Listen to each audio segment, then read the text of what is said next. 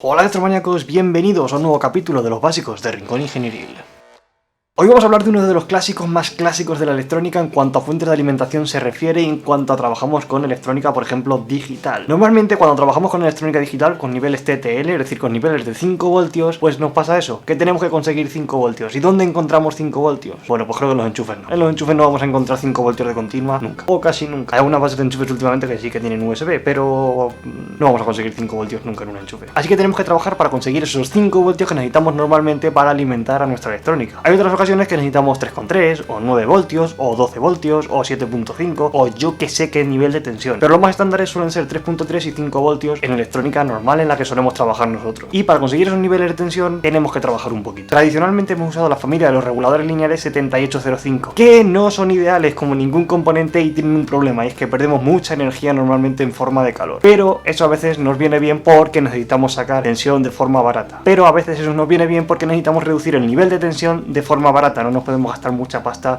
en fuentes súper complejas. En términos generales, por ejemplo, un 7805 lo que hará será reducir el nivel de tensión que tenemos a la entrada de nuestra fuente y convertirlo en una salida de 5 voltios. ¿Y qué va a hacer con la energía que nos sobra? Convertirla en calor. Podemos calcular la energía que perdemos restando a la tensión de entrada la tensión de salida y multiplicándolo por la corriente que circula a través de nuestro regulador de tensión. Un regulador como 7805 básicamente tiene 3 patillas, 3 pines. El primero es la entrada, el segundo es la masa o el común y el tercero va a ser la salida. Así que es fácil, en la entrada ponemos la entrada, por ejemplo 12 voltios o la tensión que tengamos a la entrada, siempre respetando los niveles de seguridad del integrado y los niveles máximos y mínimos del integrado. 2 en el común pues pondremos la masa y 3 la salida pues va a ser la salida. Normalmente en la salida pondremos un condensador en paralelo con la salida, es decir, entre el pin de salida y la masa, por aquello de estabilizar un poco más la señal. Y si provenimos de una fuente de corriente alterna, por ejemplo provenimos de un transformador y queremos convertirlo en corriente continua, pues antes de la entrada tendremos que poner también un par de condensadores para ayudar al integrado a hacer su trabajo. ¿Cuántos integrados tenemos en la familia 78XX? Muchos. Tenemos muchos. De hecho tenemos dos familias importantes, la 78XX y la 79XX. Las 78XX son reguladores de tensión positiva, es decir, más 5 voltios, por ejemplo el 7805, más 12 voltios, por ejemplo el 7812, o más 9 voltios el 7809, que creo que existe, no lo tengo muy seguro, pero creo que existe. Y la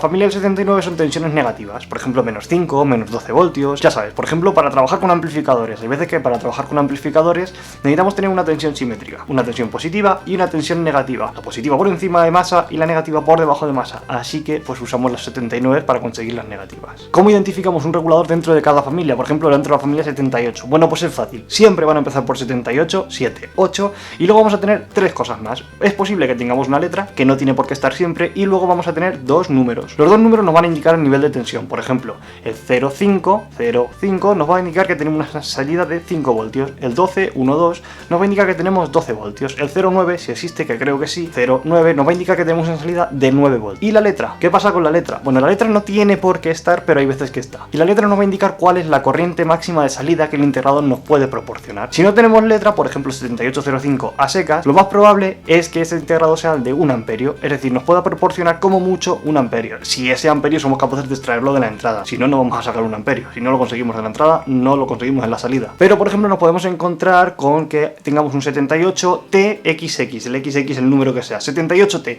¿Qué va a significar esa T? Bueno, pues esa T va a significar que tenemos una salida de 3 amperios. Os dejo en la descripción un enlace a una tabla en la cual podéis mirar qué significa cada letra de los 78. Total, en un 78 nos vamos a encontrar nuevamente 5 cosas, 78, letra y 2 números. La letra no tiene por qué estar y los 2 números siempre van a estar. Los 2 números nos van a indicar el nivel de tensión y la letra el nivel máximo de corriente que vamos a ser capaces de sacar a la salida si somos capaces de conseguir esa corriente a la entrada.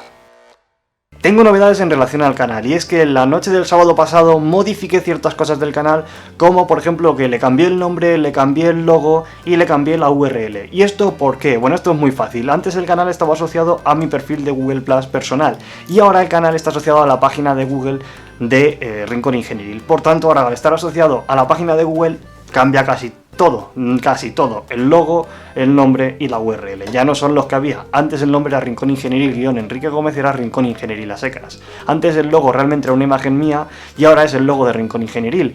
Y antes la URL era una burrada de números y ahora la URL es Rincón Ingenieril ESP.